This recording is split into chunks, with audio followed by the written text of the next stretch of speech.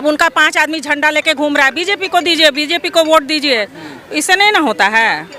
Party तो बोलेगी ही ना कि बीजेपी को वोट दीजिए। फिर आप कैंडिडेट तो मिले हमसे आके, कैंडिडेट तो कभी आके मिला नहीं। नीरज कुमार जो भाजपा कैंडिडेट है, उनको जानते भी नहीं कि वो है कौन। हम लोग चेंज चाहते हैं। अब हम लोग बहुत आंख बंद करके हम लोगों ने भाजपा को सपोर्ट किया है, आप लोग भाजपा को सपोर्ट किए थे। खूब किए हैं सपोर्ट, लेकिन इस बार हम लोग थोड़ा बदलाव चाह रहे हैं। नितिन नवीन सर वो थे, वो हमारे घर के बच्चा के जैसा थे हम लोग, तो उनको हम लोग वोट देते थे and he was very good, बहुत अच्छे थे। लेकिन इस बार हम विशेष करके चाहते हैं कि प्रशांत किशोर को सुने, वो हाउस में जाए और वो बोले, हम लोग की बात को रखें। क्या इस बार जो है आप लोग कैंडिडेट भी देख रही हैं क्या? बिल्कुल देख रहे हैं, किसी को भी अगर बोलने का ही आपको ये नहीं है, अब बाहर आप नहीं बोल पा रहे हैं तो हाउस में जब आपकी तरफ चारों तरफ से पेल्टिंग होगा विधानसभा में तो आप क्या बोलेंगे? आप कुछ नहीं बोल पाएंगे। हमारी बात तो इस बार एक मौका मिला है कि जन स्वराज को भी हम लोग देखें कि वैसा, और एक अभी तक तो उनका कोई भी नहीं है रिप्रेजेंटेशन, इस बार मौका मिला है। क्योंकि प्रशांत किशोर स्वयं खड़ा हुए हैं, तो इस बार हम विशेष करके चाहते हैं कि उनको देखें, ट्राई करें कि एक आवाज़ संसद में आए अलग ये। हाँ, थोड़ा चेंज होना चाहिए। चेंज होना चाहिए। हाँ, चेंज होना। चेंज क्यों जरूरी है?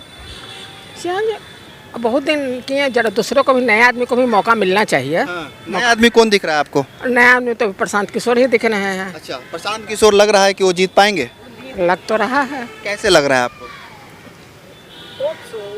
और क्या उम्मीद है आपको कि देखिए एक एक वोट मायने रखता है, तो आप भी वोट प्रशांत किशोर को ही देंगे? बिल्कुल बिल्कुल, हम लोगों को भी चेंज देखना है। हाँ।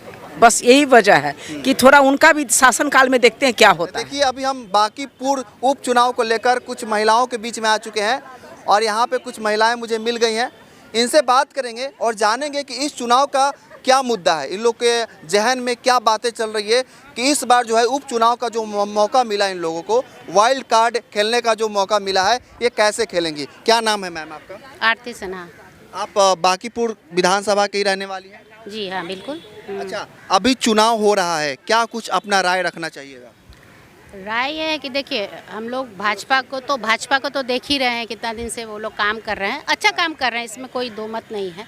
और अभी ये भी है कि डबल इंजन का सरकार है, तो उसका भी हम लोग लाभ देख रहे हैं। लेकिन इस बार एक मौका मिला है कि जन स्वराज को भी हम लोग देखें कि वैसा, और एक अभी तक तो उनका कोई भी नहीं है रिप्रेजेंटेशन, इस बार मौका मिला है। और क्योंकि प्रशांत किशोर स्वयं खड़ा हुए हैं, तो इस बार हम विशेष करके चाहते हैं कि उनको देखें, ट्राई करें कि एक आवाज़ संसद में आए अलग ये का।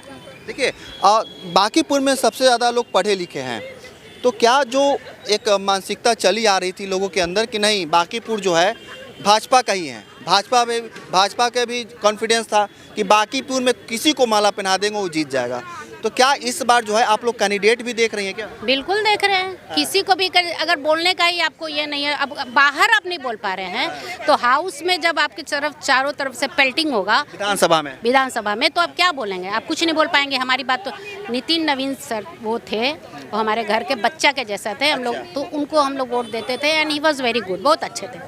लेकिन इस बार हम विशेष करके चाहते हैं कि प्रशांत किशोर को सुने, वो हाउस में जाए और वो बोले, हम लोग की बात को रखें। वो प्रशांत किशोर में क्या अच्छा लगे आपको? क्या उनका जो आगे की सोच है वो समझ में आया? क्या वो निर्णायक फैसला लेते हैं? क्या उनकी बातों से आप प्रभावित हैं?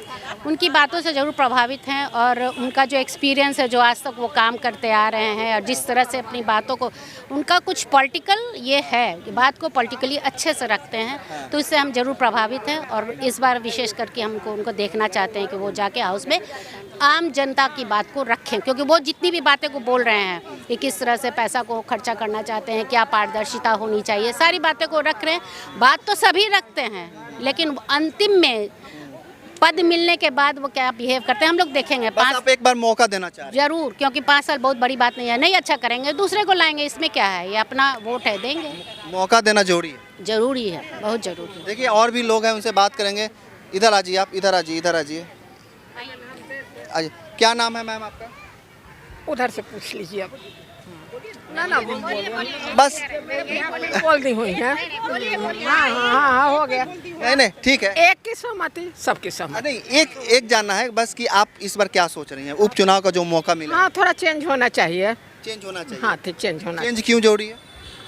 चेंज बहुत दिन किए जरा दूसरों को भी, नए आदमी को भी मौका मिलना चाहिए। नए आदमी कौन दिख रहा है आपको? नए आदमी तो प्रशांत किशोर ही दिख रहे हैं। अच्छा, प्रशांत किशोर लग रहा है कि वो जीत पाएंगे? लग तो रहा है। कैसे लग रहा है आपको?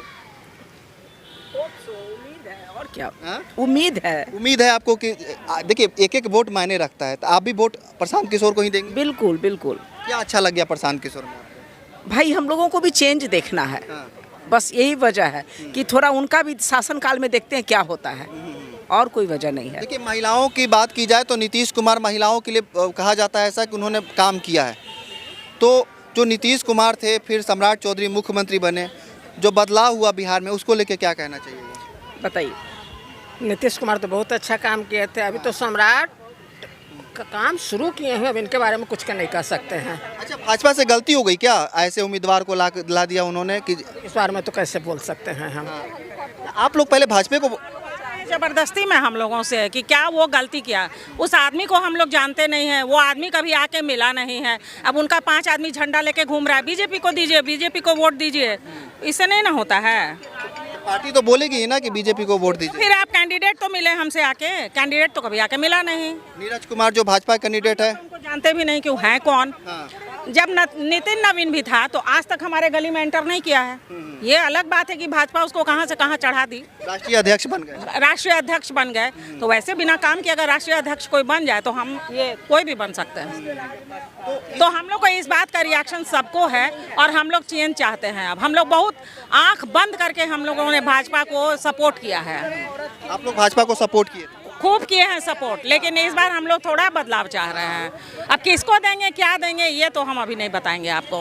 वो समय आएगा तो हम अपना वोट गिराएंगे जाके। गिराएंगे, बट इस बार जो है भाजपा से कहीं ना कहीं आप नाराज हैं।